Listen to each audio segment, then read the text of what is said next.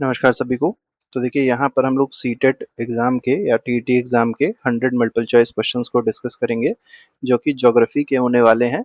और जो भी हमारी पीडीएफ रहती है सीटेट की, वो केवल 149 रुपीज़ में है, जिसमें हम लोग आपको 6 टू 8 पूरा एसएसटी का मटेरियल देते हैं। सारे एमसीक्यूज़ होते हैं चैप्टर वाइज़, और साथ ही साथ जितने हमने सीटेट के एमसीक्यूज़ बनाए हैं चैप्टर वाइज़, मतलब उसमें आपको हर एक चैप्टर के एमसीक्यूज़ मिल जाएँगे। वो सारे आपको पीडीएफ मिलेंगे केवल 149 रुपीज़ पे। आपको क्या करना होगा, इसी नंबर पे व्हाट्सएप करना होगा। तो चलिए स्टार्ट करते हैं, देखते हैं। टॉपिक 1 है geography as a social science and a science. इससे रिलेटेड पहला क्वेश्चन देखिए क्या कह रहा है। Geography is considered an integrative science because it bridges.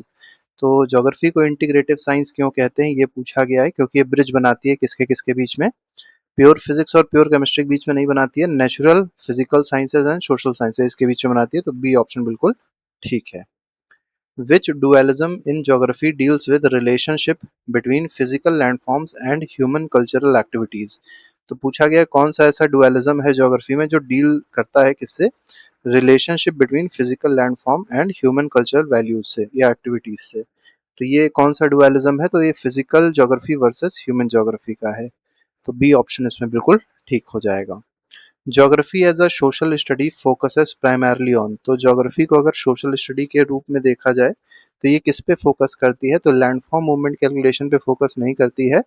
How human communities interact with shape and shape their special movement, इस पे मतलब इस पे फोकस करेगी कि कम्युनिटीज जो हैं किस तरीके से इंटरैक्ट करती हैं या इन्वायरमेंट को मतलब जो भी इन्वायरमेंट है उससे किस तरीके से वो इंटरैक्ट करती है। ये हम लोग ज्योग्राफी में पढ़ते हैं और ये सोशल स्टडी के रूप में इसमें फोकस किया जाता है। The approach in geography that studies in a single geographic phenomena. Example दिया गया है क्लाइमेट। ठीक है, तो अप्रोच जो अप्लाई करी जाती है across the entire world is called. तो ये जो अप्रोच होती है, अप्रोच कैसी होती है, तो सिस्टमेटिक अप्रोच होती है। कैसी अप्रोच होती है, सिस्टमेटिक अप्रोच होती है, ये बात याद रखिएगा। और ये सिस्टमेटिक अप्रोच को किसने डिस्कवर किया था, तो अलेक्जेंडर वॉन हम्बोल्ट ने इसको डिस्कवर किया था। ठीक है, हम्बोल्ट ने इसको डिस्कवर किया था, ये बात भी याद रखिएगा। ठीक है, आगे बढ़ते हैं। और अगर यहाँ पर रीजनल अप्रोच की बात करी जाए तो रीजनल अप्रोच को किसने डिस्कवर किया था, रीजनल अप्रोच किसने बताया था, तो ये कार्ल रिटर ने बताया था। कार्ल रिटर ने बताया था, दोनों बातें याद रखिएगा। क्वेश्चन नंबर 5 पे आते हैं। टॉपिक 2 है planet Earth in the solar system. Which planet in our solar system is known as Earth twin due to its similar size and shape. तो साइज और शेप सिमिलर है, इस वजह से इसको अर्थ का ट्विन कहते हैं। तो ये कौन सा प्लैनेट है, किस प्लैनेट के बारे में बात हो रही है, वीनस के बारे में बात हो रही है। यहाँ पर बी ऑप्शन बिल्कुल ठीक है। Celestial bodies that have their own heat and light such as sun are called. देखिए ऐसी सेलेस्टियल बॉडी जिनके पास खुद की हीट होती है, खुद की लाइट होती है, जैसे सन और स्टार्स होते हैं, तो इसको स्टार कहा जाता है। सन भी क्या है, एक तरीके का स्टार है, ये बात भी आपको पता होनी चाहिए। ठीक है, तो जिनके पास खुद की हीट और लाइट होती है उसको क्या कहते हैं, स्टार कहते हैं। सन जो है, जो सन है, ये नियरेस्ट स्टार है अर्थ के, नियरेस्ट स्टार है। ठीक है, अच्छा एक बात और याद रखिएगा, इस सन में एक रिएक्शन होती है जिसको कहते हैं न्यूक्लियर फ्यूजन। न्यूक्लियर फ्यूजन, इसी वजह से इसके अंदर इतनी हीट डेवलप होती रहती है। The belt of asteroid is found between orbits of which two planet. तो एस्ट्रॉयड बेल्ट जो है वो किन दो प्लैनेट के बीच में पाई जाती है, ये यहाँ पर आपको बताना है। तो एस्ट्रॉयड बेल्ट जो है मार्स और जुपिटर के बीच में पाई जाती है। तो बी ऑप्शन जो है वो बिल्कुल ठीक हो जाएगा इसमें। ठीक है, why is Earth described as geoid. तो अर्थ का जो शेप है वो क्या कहा जाता है, जियोइड शेप है। तो ये परफेक्ट स्फेयर के शेप में है नहीं, it is slightly flattened at the poles. तो फ्लैट है पोल्स पे, और साथ ही साथ इक्वेटर पे क्या है, थोड़ा सा बल्ज है, इसी वजह से इसको क्या नाम दिया गया, जियोइड का नाम दिया गया है। Comets are celestial bodies made up of. अब देखिए कॉमेट्स किसके बने होते हैं, तो ये आइस का होता है, डस्ट पार्टिकल्स होते हैं, रॉक्स के बने होते हैं, that develop a growing glowing tail when they. अब देखिए एक यहाँ मतलब कॉमेट्स जो होते हैं उसमें ग्लो टेल जो होती है ग्लो करती हुई दिखाई पड़ती है। तो ये जो ग्लोइंग टेल दिख रही है ये कब दिखती है, जब ये अर्थ एटमॉस्फेयर को एंटर करते हैं, नहीं, अप्रोच क्लोज टू दी सन, जब ये सन के पास में आते हैं तब ग्लोइंग टेल दिखाई पड़ती है। तो बी ऑप्शन बिल्कुल ठीक हो जाएगा इसमें। आगे बढ़ते हैं। How long does light from the sun take to reach Earth approximately. देखिए सन से जो अर्थ तक लाइट आती है मतलब जो सन से अर्थ पे रेज आ रही हैं, सन रेज जो आ रही हैं वो कितना समय लेती हैं आने में, तो मेनली 100 सेकेंड्स लेती हैं। कितना सेकेंड्स? 100 सेकेंड्स लेती हैं। तो इसको अगर अच्छे से देखा जाए क्या हो जाएगा, तो 8 मिनट 20 सेकेंड हो जाएगा। ठीक है, अब क्योंकि बाकी तो कोई हो नहीं सकता तो यहाँ पर बी ऑप्शन बिल्कुल मतलब अप्रोक्सीमेट यही सही है। द कॉन्स्टिलेशन उर्सा मेजर और big bear is also known in India as, तो उर्सा मेजर जो है इसको और क्या कहा जाता है इंडिया में, तो उर्सा मेजर को ही सप्तर्षि कहा जाता है। तो ए ऑप्शन बिल्कुल ठीक हो जाएगा इसमें। आगे बढ़ते हैं, टॉपिक 3 है ग्लोब लैटिट्यूड्स एंड लॉन्गिट्यूड्स, इससे रिलेटेड क्वेश्चंस हैं। What is the angular measurement of equator, तो देखिए अर्थ में अगर आप देखेंगे तो सेंटर पे जो लाइन जा रही है, मतलब ये लाइन नहीं होता, सर्कल होता है, तो ये 0 डिग्री है। इसके ऊपर आप अगर जाएंगे तो 23.5 एक बहुत इंपॉर्टेंट लाइन मिलती है, इसको बोलते हैं ट्रॉपिक ऑफ कैंसर। ठीक, और ऐसे ही 66 पे चले आएंगे, 66.5 पे चले जाएंगे। ठीक है, तो ये भी एक बहुत इंपॉर्टेंट लाइन है। इसी तरीके से आप नीचे भी आएंगे तो यहाँ पर भी आपको 23.5 डिग्री साउथ मिल जाएगी, ये 23.5 डिग्री नॉर्थ है। फिर जो 23.5 डिग्री साउथ है ये क्या कहलाती है, कैप्रिकॉर्न कहलाती है, ट्रॉपिक ऑफ कैप्रिकॉर्न। ठीक है, इंडिया से कौन सी पास करती है तीनों में, ट्रॉपिक ऑफ कैंसर पास करती है। The Tropic of Cancer is situated at which latitude, तो किस लैटिट्यूड पे ये सिचुएटेड है, तो ये जो लेटी हुई लाइंस होती हैं इसी को ही क्या कहते हैं, लैटिट्यूड कहा जाता है। तो ट्रॉपिक ऑफ कैंसर कहाँ पे सिचुएटेड होती है, तो 23.5 डिग्री नॉर्थ पे सिचुएटेड होती है। तो बी ऑप्शन बिल्कुल ठीक है इसमें, ये बात याद रखिएगा। तो इसमें बी ऑप्शन ठीक हो जाएगा। ये नॉर्थ वाला है, 23.5 डिग्री नॉर्थ है, और नीचे वाला जो आपको दिख रहा है ये 23.5 डिग्री साउथ है, ये क्या है, ट्रॉपिक ऑफ कैप्रिकॉर्न है। What is the value of prime meridian passing through Greenwich London, तो प्राइम मेरिडियन जो है ये इंटरनेशनल स्टैंडर्ड टाइम भी इसको कहा जाता है। ठीक है, अब ये जो लाइन है ये कहाँ से पास होगी, तो ये 0 डिग्री लॉन्गिट्यूड से पास होती है। कहाँ से पास होती है, लॉन्गिट्यूड क्या होती है, ऐसी लाइंस जो होती हैं इस तरीके से जो लाइंस बनती हैं इसको लॉन्गिट्यूड्स कहा जाता है। तो 0 डिग्री मान के चलिए ये वाली स्ट्रेट नहीं होती है, थोड़ी बहुत अलग अलग जगह पे आप स्लांटेड देखेंगे तो ये कहलाती है 0 डिग्री लॉन्गिट्यूड है ये, और इसी को ही क्या कहते हैं, प्राइम मेरिडियन कहा जाता है। स्टैंडर्ड मेरिडियन ऑफ इंडिया, अब देखिए इंडियन स्टैंडर्ड टाइम की बात करी जाए, आईएसटी का मतलब हमने जो लिखा है ये इंडियन स्टैंडर्ड टाइम है। ये मिर्जापुर उत्तर प्रदेश से पास होती है। कहाँ पर ये लोकेटेड है, तो 82.5 डिग्री ईस्ट पे लोकेटेड है। अब ये ईस्ट किसके ईस्ट में है, तो ये जीएमटी के ईस्ट में है। अब देखिए जीएमटी जो था वो 0 डिग्री पे था, और ये कहाँ पे, 82.5 डिग्री पे है। ठीक है, ईस्ट पे है, दोनों के बीच में जो डिफरेंस आया वो 82.5 डिग्री का आया। और इसमें जो टाइम का डिफरेंस बनता है वो 5.5 मतलब 5.5 घंटे का डिफरेंस बनता है। इसीलिए जीएमटी पे जो टाइम होगा, मान के चलिए वहाँ 12 बज रहे हैं रात के, तो इंडिया में क्या बज रहा होगा, 5:30 बज रहा होगा सुबह का। राइट में जब जाते हैं, जीएमटी से जब हम राइट में जाते हैं तो टाइम बढ़ता है, जीएमटी से लेफ्ट में जाते हैं तो टाइम कम होता है। What is the local time difference between two longitude separated by 1 degree, अब 1 डिग्री किसके बराबर होता है, 4 मिनट के बराबर होता है। सिंपल सा ही क्वेश्चन है। ठीक है, तो बी ऑप्शन बिल्कुल ठीक हो जाएगा। If it is 12 PM noon at Greenwich, तो ग्रीनविच मान के चलिए ग्रीनविच वाली लाइन है, ये 0 डिग्री है, यहाँ पर क्या बज रहा है, 12 PM हो रहा है। ठीक है, मतलब दोपहर का 12 बज रहा है, रात का 12 बज रहा है। पूछा गया है कि इस 82.5 डिग्री इंडियन पे यहाँ पे क्या होगा, मान के चलिए इंडिया है। ठीक है, अब यहाँ पूछा गया यहाँ पर क्या बज रहा होगा, तो 5:30 बज रहा होगा, लेकिन सुबह का बज रहा होगा। तो ए ऑप्शन बिल्कुल ठीक हो जाएगा, क्योंकि जब हम इधर जाते हैं तो टाइम क्या होता है, इंक्रीज होता है। आगे बढ़ते हैं, the frigid zone lies between, देखिए फ्रिजिड का मतलब होता है फ्रिज की तरह, बिल्कुल ठंडा जोन। अभी जो फ्रिजिड जोन है ये कहाँ लाई करेगा, ये आपको इसमें समझना है। तो ये हो गया। अब ये जो फ्रिजिड जोन है सबसे ऊपर जो पोल्स के पास जोन होता है ये आपका फ्रिजिड जोन है। ठीक है, तो ये हो गया आर्कटिक सर्कल। ठीक है, और ये हो गया एंटार्क्टिक सर्कल। तो आर्कटिक सर्कल और नॉर्थ पोल के बीच में ये वाला रीजन और ये वाला रीजन, दोनों दोनों क्या है, फ्रिजिड जोन है। तो बी ऑप्शन बिल्कुल ठीक है इसमें। What does torrid zone, why does torrid zone receive maximum amount of heat, torrid zone कहाँ पर होता है, बिल्कुल इक्वेटर के पास में होता है। ठीक है, तो टॉरिड जोन बिल्कुल इक्वेटर के पास में होगा, और यहाँ पे जो रेज होती हैं वो हमेशा परपेंडिकुलर रहती हैं। ठीक है, इस वजह से परपेंडिकुलर रेज होने की वजह से यहाँ हमेशा मैक्सिमम अमाउंट ऑफ हीट देखने को मिलेगी। तो सन रेज फॉल्स स्लांट नहीं फॉल करती है, बिल्कुल परपेंडिकुलर फॉल करती है, डायरेक्ट फॉल करती है। Mid ray midday sun is exactly overhead at least once a year between the two tropics. ठीक है, तो मिड डे सन जो होता है वो एग्जैक्टली ओवरहेड होता है at least once a year between the two tropics. यही इसमें बिल्कुल सही मान लिया जाएगा, तो बी ऑप्शन इसमें बिल्कुल ठीक है। Day and night occurs on Earth due to its, देखिए जो दिन और रात होता है वो किस वजह से होता है, इसके पीछे क्या रीजन है। तो ये rotation on it's tilted axis, इसकी वजह से होता है। ठीक है, टिल्ट है आपको पता होगा, अर्थ जो है वो टिल्टेड है। ठीक है, कुछ एंगल है, इस एंगल से टिल्टेड है। चलिए आप बताइएगा किस एंगल से इसका टिल्टिंग है। ठीक है, तो टिल्टेड एंगल आप लोग बताना है, थीटा जो है ये एंगल कितने एंगल से टिल्टेड है अर्थ। और अर्थ अपने ही एक्सिस पे क्या होती है, रोटेट करती है, उसी वजह से डे और नाइट देखने को आपको मिलेगा। आगे बढ़ते हैं। Earth completes one revolution around the sun in, तो सन के अराउंड एक रिवोल्यूशन पूरा कंप्लीट करती है कितने दिनों में, 365 1/4 डेज में। अब ये 1/4 डेज जो है 4 साल में क्या बना देते हैं, एक नया दिन बना देते हैं, इसीलिए लीप ईयर में अगर आप देखेंगे तो 366 डेज होते हैं।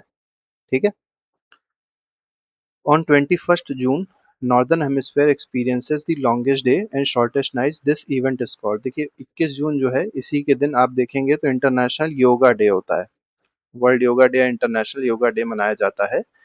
इसमें क्या होता है, नॉर्थ हेमिस्फेयर जो है या जो नॉर्दर्न हेमिस्फेयर है वहां पर क्या देखा जाता है, सबसे बड़ा दिन देखने को यहाँ पर मिलेगा। ठीक है, अब पूछा गया इसको कहते क्या है, तो इसको समर सोलिसिटिस कहा जाता है, तो बी ऑप्शन बिल्कुल ठीक है। ठीक है, समर सोलिसिटिस इसको कहते हैं। आगे बढ़ते हैं। ऐसे ही 22 दिसंबर पे अगर आप आएंगे तो उसको विंटर सोलिसिटिस कहा जाएगा। Equal length of days and night across the entire globe occurs on 21 March and 23 सितंबर, तो ये 2 दिन ऐसे हैं जहां पर इक्वल लेंथ देखने को मिलेगी एंटायर ग्लोब में। ठीक है, डे और नाइट की। ये इसको क्या कहा जाता है, इसको इक्विनॉक्स कहते हैं, तो बी ऑप्शन इसमें सही हो जाएगा। तो मतलब इन डेट्स को क्या कहते हैं, इक्विनॉक्स कहते हैं। एक ऑटमनल इक्विनॉक्स होता है और एक वर्नल इक्विनॉक्स होता है। क्वेश्चन नंबर टॉपिक 4 पे आते हैं, environment in its totality, natural and human environment, इससे रिलेटेड क्वेश्चन। देखिए ज्यादातर में आप ऑप्शन बी ही इसमें देखेंगे, वो इजी करने के लिए कर दिया है कि तुरंत आप देखें और आपको आंसर पड़ जाए, लेकिन कुछ में हमने चेंजेस भी किए हैं। ठीक है, the narrow zone where land water air intersect interact to support life is called, तो जहां पर लाइफ सपोर्ट होती है और वहां पर ही लैंड वाटर और एयर इंटरैक्ट करते हैं, तो इसको क्या कहा जाता है, एटमॉस्फेयर, लिथोस्फेयर, हाइड्रोस बायोस्फेयर कहते हैं इसको। देखिए यहाँ बदला था, तो अगर आप यहाँ पे लिथोस्फेयर सोचेंगे तो गलत हो जाएगा। आगे बढ़ते हैं, अगले क्वेश्चन पे आते हैं। क्वेश्चन नंबर 25 है, which layer of earth forms the solid crust और hard top layer made up of rock and minerals, तो रॉक और मिनरल्स की जो लेयर बनी है उसको क्या कहा जाता है, लिथोस्फेयर। हाइड्रोस्फेयर किससे बना हुआ है, वाटर से बना हुआ है। एटमॉस्फेयर किससे बना हुआ है, गैसेस से बना हुआ है। और गैसेस में अगर आप देखेंगे तो नो एसी याद रखिएगा, बहुत इंपॉर्टेंट है। सबसे ज्यादा नाइट्रोजन है, फिर ऑक्सीजन है, फिर इंपॉर्टेंट ये है कि आर्गन है, और चौथे नंबर पे कौन है, कार्बन डाइऑक्साइड है। कई लोग इन्हीं में कंफ्यूज आते हैं इन दोनों में। ठीक है, आगे बढ़ते हैं। Ecosystem is best defined as, अब इकोसिस्टम टर्म किसने दिया था, टांसले ने दिया था। किसने दिया था, टांसले ने दिया था। कैसे डिफाइन किया जाएगा इकोसिस्टम को, only the non living element of the region, बिल्कुल गलत है। The system form by interaction of living and non living organism with each other and their physical environment, यही बिल्कुल सही बात कही गई, इकोसिस्टम यही है। Which of the following is abiotic, abiotic का मतलब होता है non living component, non living. और बायोटिक अगर दिया था, बायोटिक का मतलब क्या होता है, बायोटिक का मतलब होता है लिविंग कंपोनेंट। ठीक है, तो लिविंग कंपोनेंट मतलब बायोटिक और नॉन लिविंग कंपोनेंट मतलब abiotic.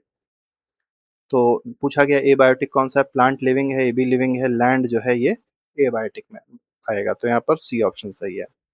Human environment includes which of the following activities structure, तो ह्यूमन इन्वायरमेंट में क्या क्या यहाँ देखने को मिलेगा, तो जो ह्यूमन ने बनाया उसको ह्यूमन इन्वायरमेंट कहेंगे। सेटलमेंट्स हो गए, रोड्स हो गए, इंडस्ट्रीज, पॉलिटिकल इंस्टीट्यूशन, सब ह्यूमन ने बनाया, तो बी ऑप्शन बिल्कुल ठीक है।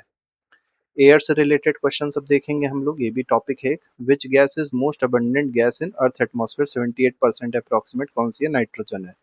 अभी हमने आपको बताया नो एसी, आप लोग याद रखेंगे। 21% जो है ये आपकी कौन सी मिलेगी, ऑक्सीजन गैस मिलेगी।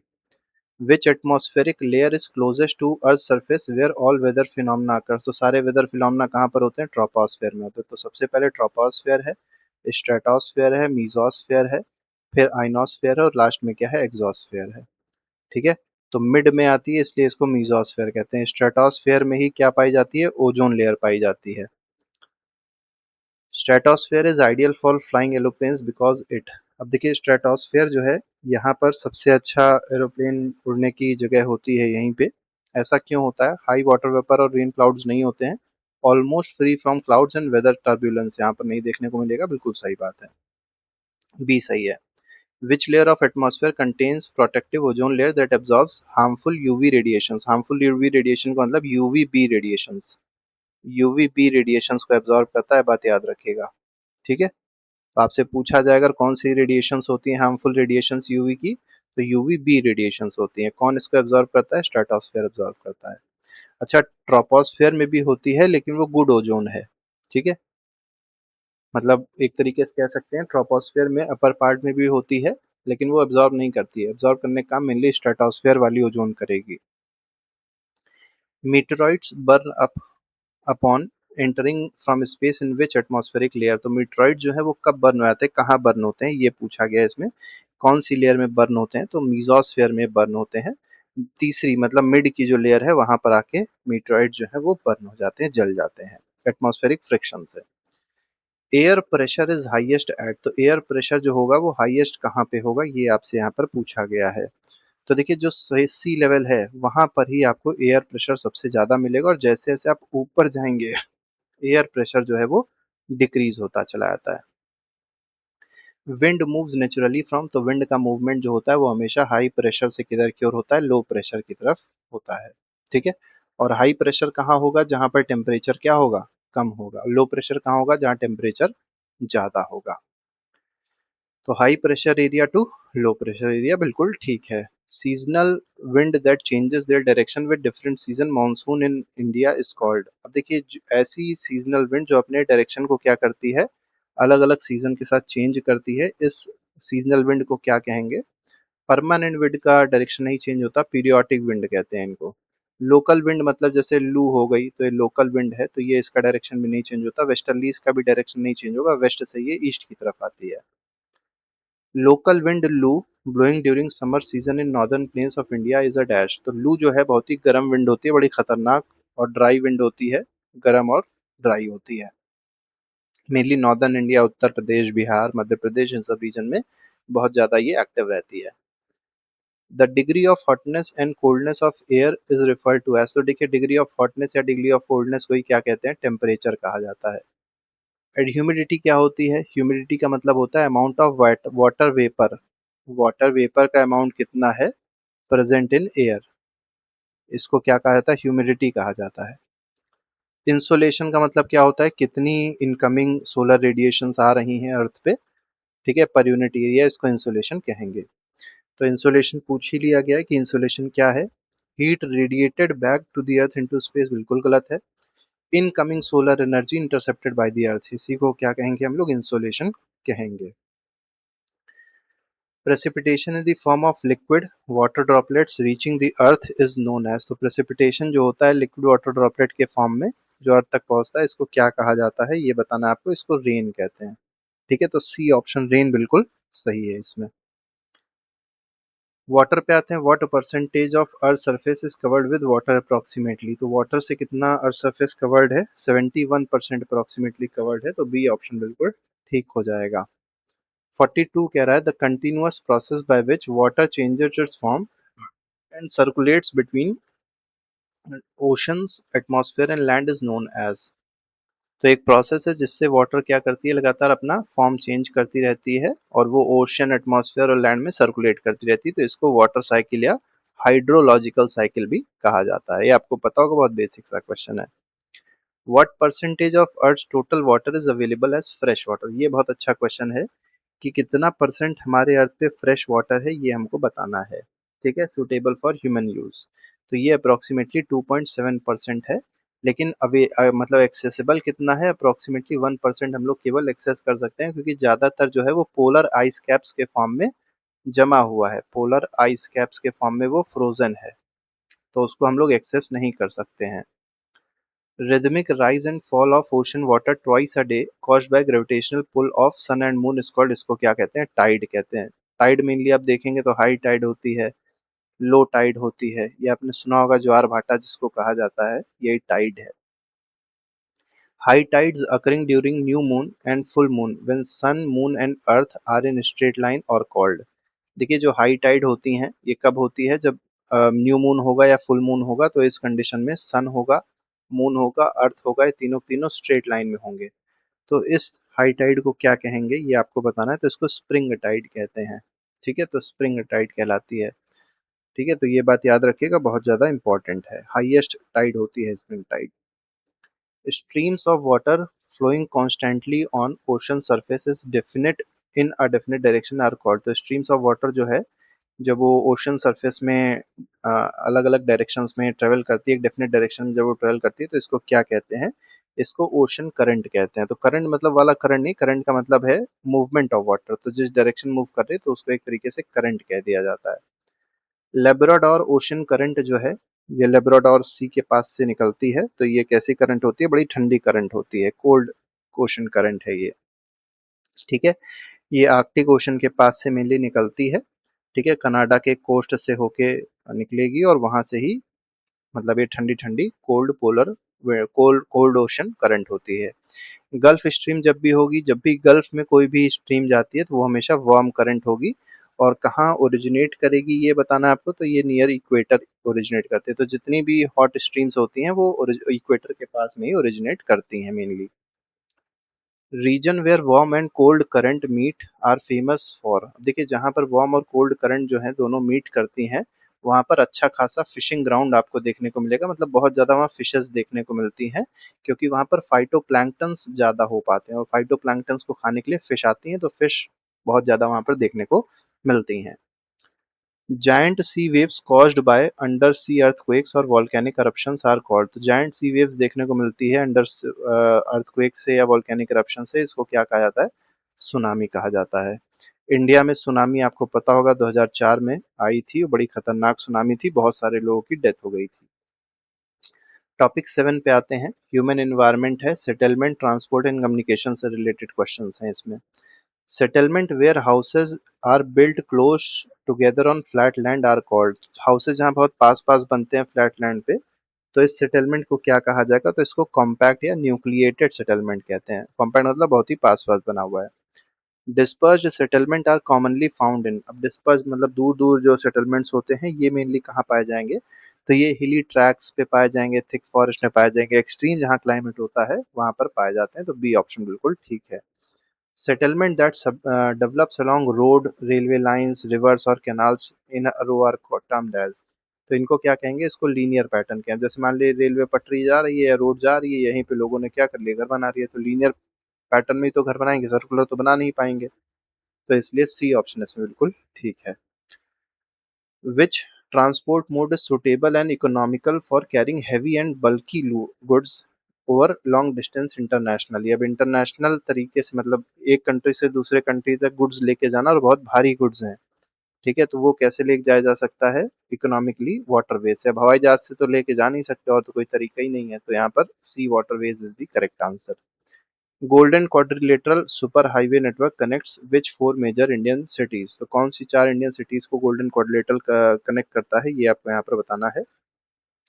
तो दिल्ली, मुंबई, चेन्नई और कोलकाता, इन 4 सिटीज को कनेक्ट करता है। तो ऐसे दिल्ली हो गई, मुंबई यहाँ है, चेन्नई हो जाएगा और इधर कोलकाता है। तो देखिए क्वाड्रिलेटरल बन रहा है इस तरीके से।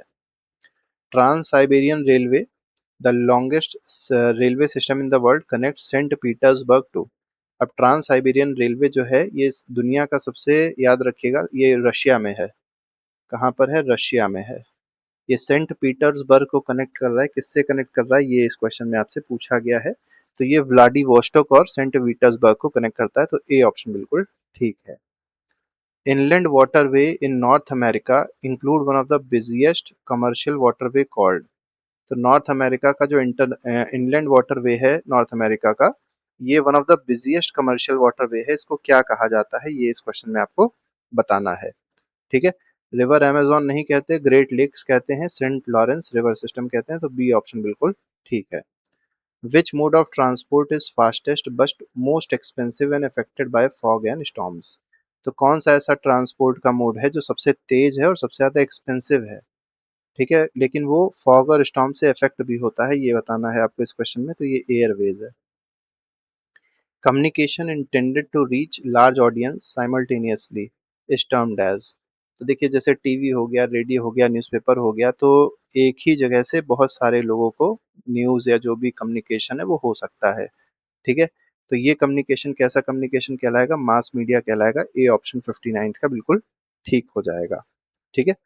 आगे बढ़ते हैं, 60th क्वेश्चन पे आते हैं। Artificial satellite in space have revolutionized communication by helping in.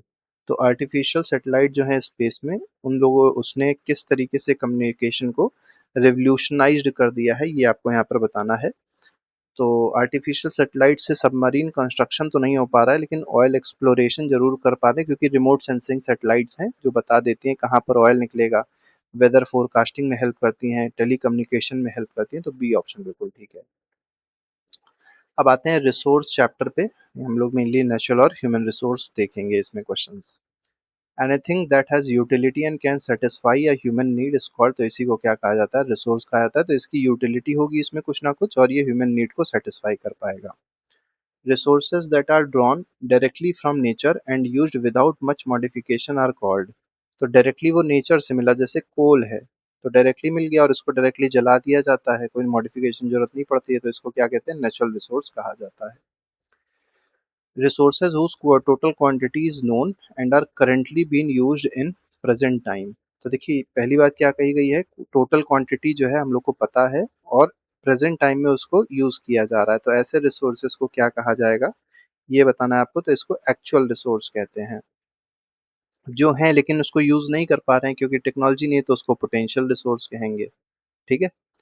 Uranium found in Ladakh whose entire quantity and usage potential is not fully utilised yet is an example of. देखिए लद्दाख में यूरेनियम मिल रहा है, लेकिन हम लोग उसको अभी भी यूटिलाइज नहीं कर पा रहे, क्योंकि हमारे पास कोई ऐसी टेक्नोलॉजी नहीं है कि हम लोग उसको हार्नेस कर सकें।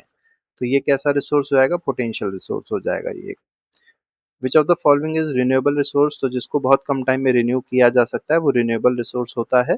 पेट्रोलियम नहीं है, कोल भी नहीं है, सोलर जरूर है, ये भी नहीं है, तो सी ऑप्शन इसमें सही है। Resource that are found everywhere on earth like air we breathe are called. तो देखिए जो हर जगह पाए जाते हैं अर्थ पे, ऐसे रिसोर्सेस को क्या कहा जाता है? तो यूबिक्विटस रिसोर्स कहते हैं, ठीक है। तो यहाँ पर बी ऑप्शन बिल्कुल सही है, ठीक है। तो यूबिक्विटस रिसोर्स याद रखिएगा, ये हर जगह पाए जाते हैं, जैसे एयर हो गया, सनलाइट हो गए, तो इसको यूबिक्विटस रिसोर्स कहा जाता है। Resources found only in certain specific places like copper और आयरन और आर कॉल्ड। देखिए जो कुछ ही स्पेसिफिक प्लेसेस पे पाए जाते हैं रिसोर्सेज, इनको लोकलाइज्ड रिसोर्स कहा जाता है। जैसे कॉपर और आयरन और हर जगह आपको नहीं मिलेगा, कुछ ही जगह पे मिलेगा, ठीक है। Why are human resources considered the most important resource, तो ह्यूमन रिसोर्स को ही सबसे ज्यादा इंपॉर्टेंट रिसोर्स क्यों माना जाता है, ये इस क्वेश्चन में आपसे पूछा गया है। तो human consume all other resources नहीं, ह्यूमन कंज्यूम करते हैं इस वजह से नहीं है। ह्यूमन की नॉलेज है, स्किल है, टेक्नोलॉजी है, जो रॉ मटेरियल को किस में कन्वर्ट कर देता है? वैल्यूएबल रिसोर्स में कन्वर्ट कर देता है, इसीलिए ह्यूमन रिसोर्स को क्या कहते हैं? सबसे इंपॉर्टेंट रिसोर्स माना जाता है, बिल्कुल सही है। सस्टेनेबल डेवलपमेंट का मतलब क्या होता है? कि हम लोग कुछ इस तरीके से डेवलपमेंट करें कि वो प्रेजेंट नीड्स को तो फुलफिल कर ही दे, और फ्यूचर की जनरेशन्स के लिए भी रिसोर्सेज अवेलेबल रहें, खत्म ना हो जाएं। तो balancing the need to use resources and conserving them for future generations, B option बिल्कुल ठीक है।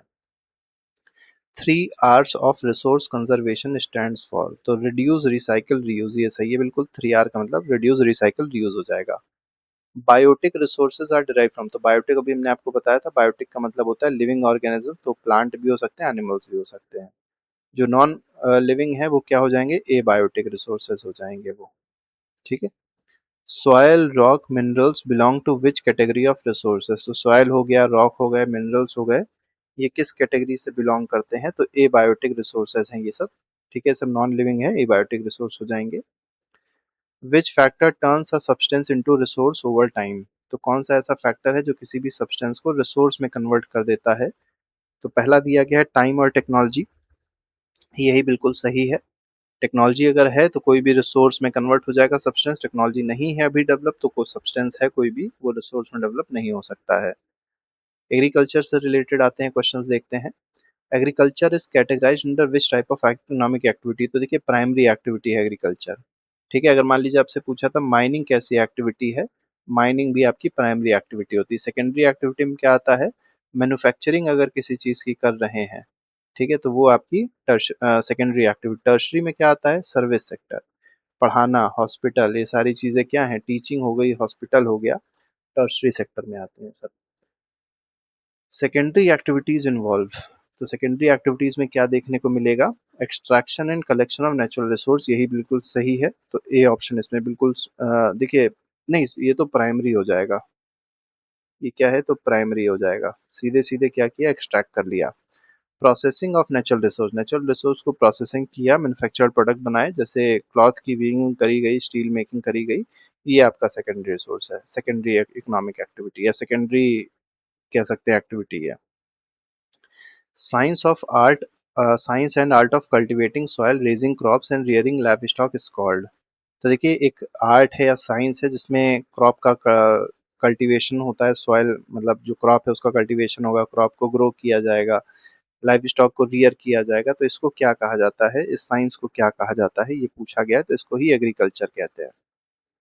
ब्रीडिंग है, अब देखिए पिसिकल्चर क्या है? फिश की जो ब्रीडिंग है पिसिकल्चर है। सेरीकल्चर क्या होता है? सिल्क वॉर्म से रिलेटेड है, ठीक है, rearing of silk worm sericulture कहलाएगा। विटीकल्चर क्या है? ग्रेप्स से रिलेटेड है ये, अंगूर की खेती होगी तो उसको विटीकल्चर कहेंगे। Breeding of fish in specifically constructed tanks ponds as known as, तो जो ब्रीडिंग हो रही है फिश की टैंक्स में और पॉन्ड्स में, ठीक है, इसको क्या कहा जाएगा? इसको पिसिकल्चर कहेंगे। हॉर्टिकल्चर क्या होता है? फ्लावर हो गए, फ्रूट्स हो गए, इनका जब कल्चर किया जाता है तो इसको हम लोग क्या कहेंगे? मतलब ग्रोइंग ऑफ फ्लावर और फ्रूट को कहेंगे हम लोग horticulture. Commercial reading of silk worm for silk extraction, तो इसको सेरीकल्चर में हम लोग रखेंगे। फ्लोरिकल्चर किससे रिलेटेड है? फ्लावर से रिलेटेड है। तो जो भी टर्म मिल रहे हैं जो आपको बताने लायक है वो हम बता दे रहे हैं। Cultivation of grapes for wine production is called, देखिए ग्रेप का कल्टीवेशन किया जा रहा है लेकिन किसके लिए? शराब बनाने के लिए, वाइन के प्रोडक्शन के लिए। तो इस प्रोसेस को क्या कहते हैं? इसी को ही विटिकल्चर बोला जाता है। Cultivation of vegetable flower fruits for commercial use, तो फ्लावर का हो गया, फ्रूट का हो गया, वेजिटेबल्स का हो गया, इन सब का कल्टीवेशन क्या कहलाएगा? इसको ही हॉर्टिकल्चर बोलेंगे। एग्रीकल्चर मत कर दीजिएगा, गलत हो जाएगा। एग्रीकल्चर में क्या होता है? क्रॉप का प्रोडक्शन होता है। Farming practice to meet the needs of farmers family using low level of technology, केवल फार्मर ने क्या किया? अपनी फैमिली नीड्स को फुलफिल करने के लिए खेती करी, तो इसको क्या कहेंगे? सबसिस्टेंस फार्मिंग कहेंगे। बेचने के लिए जब खेती करी जाती है, कमर्शियल कहते हैं। प्लांटेशन, बड़ी फील्ड पे जब सेम चीज उगाई जाती है, जैसे टी हो गया, कॉफी हो गया, रबर हो गया, तो ये सब क्या आ जाएगा? प्लांटेशन आ जाएगा। मिक्स्ड का मतलब क्या है? मिक्स्ड फार्मिंग का मतलब ये है कि वहां पर हम लोग खेती भी कर रहे हैं, लाइव स्टॉक मतलब पशुपालन भी कर रहे हैं, तो उसको क्या कहेंगे? मिक्स्ड फार्मिंग कहेंगे। Shifting cultivation in north east India is locally known as, तो लोकली नॉर्थ ईस्ट इंडिया में शिफ्टिंग कल्टीवेशन को क्या कहा जाता है? झूमिंग कहा जाता है। मिल्पा कहाँ कहते हैं? मिल्पा कहते हैं मेक्सिको में, ठीक है। लडांग कहाँ कहते हैं? इंडोनेशिया में कहते हैं, इंडोनेशिया में कहते हैं। चलिए आप लोग बताइएगा रोका कहाँ कहते हैं इसको? पूछ ही लिया गया, मेक्सिको में शिफ्टिंग कल्टीवेशन को क्या कहते हैं? तो मिल्पा कहते हैं। तो ए ऑप्शन 83 का बिल्कुल ठीक है, ठीक है, 83 का ए ऑप्शन बिल्कुल ठीक हो जाएगा। ब्राजील में पूछा गया है शिफ्टिंग कल्टीवेशन को क्या कहा जाता है, तो ब्राजील में ही इसको रोका कहा जाता है, बाकी हम आपको बता ही चुके हैं। Nomadic herding is commonly practised in semi arid and arid regions of, तो नोमैडिक हर्डिंग जो है इसको कहाँ प्रैक्टिस किया जाता है? तो ये मेनली जो सेमी एरिड और एरिड रीजन्स हैं, सहारा का, सेंट्रल एशिया का, राजस्थान और जम्मू कश्मीर का, यहाँ पर प्रैक्टिस करा जाता है। 86 में क्या है? Intensive subsistence agriculture is prevalent in densely populated region of, तो इंटेंसिव जो सबसिस्टेंस एग्रीकल्चर है ये मेनली कहाँ पर देखने को मिलता है? तो ये monsoon regions of south, south east and east Asia, यहाँ पर देखने को मिलेगा। डेंसली पॉपुलेटेड रीजन्स हैं ये। Which crop is primary staple food crop in intensive subsistence agriculture, तो सबसे ज्यादा स्टेपल फूड क्रॉप जो है इंटेंसिव सब्सिस्टेंस एग्रीकल्चर में वो कौन सा देखा आता है, तो वो राइस देखी आती है, तो बी ऑप्शन बिल्कुल ठीक है। Commercial grain farming is characterised by, तो कमर्शियल ग्रेन फार्मिंग जो है इसमें क्या होता है, स्मॉल लैंड होल्डिंग होगी, मैनुअल लेबर होगा, बिल्कुल नहीं होगी, कमर्शियल मतलब बेचने के लिए हो रहा है, तो यहाँ पर लार्ज फार्म्स की जरूरत है, सिंगल क्रॉप का स्पेशलाइजेशन होना चाहिए, एक्सटेंसिव यूज होना चाहिए, मशीनरी बहुत ज्यादा यूज करनी है, तभी तो प्रोडक्शन ज्यादा होगा, तो बी ऑप्शन बिल्कुल ठीक है। Major commercial grain farming regions of the world include, तो ज़्यादा सबसे बड़े जो ग्रेन फार्मिंग रीजन्स हैं वर्ल्ड के, उसमें आप देखेंगे नॉर्थ अमेरिका का प्रेरीज है, यूरोप हो गया, एशिया का स्टेपीज हो गया, ये बिल्कुल सही है, टेम्परेट ग्रासलैंड्स हैं ये। मिक्स्ड फार्मिंग इन्वॉल्व्स, तो मिक्स्ड फार्मिंग का मतलब क्या होता है अभी हमने आपको बताया था। ग्रोइंग ओनली राइस व्हीट, ये बिल्कुल गलत है। Land for growing food fodder crops for rearing live stock, ये बिल्कुल सही है, तो बी ऑप्शन सही हो जाएगा। Plantation are type of commercial farming where, plantation क्या होता है, प्लांटेशन एक कमर्शियल फार्मिंग का टाइप है जहां पर मल्टीपल क्रॉप्स नहीं बोए जाते हैं, सिंगल क्रॉप बोया जाता है, जैसे tea, coffee, rubber, sugar cane on large estate using capital and migrant labour, ये बिल्कुल सही है, B option is correct. Rubber plantation are famous in, तो रबर प्लांटेशन जो है ये बहुत ज़्यादा फेमस है, कहाँ का, मलेशिया का, सबसे ज़्यादा रबर कहीं पे प्रोडक्शन होता है। Coffee plantation in Brazil are locally known as, तो फेजेंडा कहते हैं, याद रखिएगा, बहुत इंपॉर्टेंट है। तो जो कॉफ़ी प्लांटेशन होता है ब्राज़ील में उसको क्या कहा जाता है, फेजेंडा कहा जाता है।